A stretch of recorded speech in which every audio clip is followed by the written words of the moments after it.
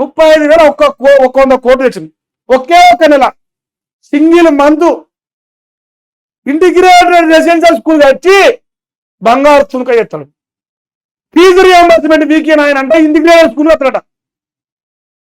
Fee reimbursement వీక్ తనకు గతి లేదు. మళ్ళీ ఇంటిగ్రేటెడ్ స్కూల్ కడతాడు. ఇప్పుడు కచ్చి మనందరూ బంగారు తునక చేయాలి. ఇప్పుడు అభివృద్ధి చేస్తాడా అటు లెక్క.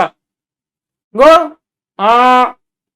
దీంతో రేవంత్ రెడ్డి సర్కారు అధికారంలోకి వచ్చి 21 నెలల్లో 2.5 లక్షల కోట్ల అప్పుకు చేరువైంది. ఓవైపు అప్పు పుట్టడం లేదు కానీ సంక్షేమ పథకాలకు బ్రేక్ వేసిన ప్రభుత్వం. ఏంది నన్ను చెప్పులు ఎత్తుకపోయే దొంగ లెక్క చూస్తారు, ఇంటి ముందర రాయితలేరు, దొంగ లెక్క చూస్తారు నన్ను చెప్పిండు. అప్పు ఉడతలేదా ఏం చేస్తారా నన్ను కోసుకొని రానే అని పత్తితో మనం చెప్పి పథకాలు ఎక్కువ వచ్చి అప్పులేమో తెస్తాడు. నాకు నెలకు 29,000 కోట్లు కావాలి కానీ 19,000 కోట్లే వస్తుంది.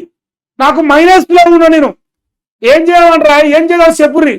అందరం కలిసి కూర్చొని చర్చ పెట్టి రాసుకుందాం. ఇది ఇద్దాం సార్, ఇది వద్దు సార్ అని రాసుకుందాం అని పత్తితో డైలాగులు చెప్పి 35,000 కోట్లు ఒక నెల దిక్కొస్తాను ఇప్పుడు.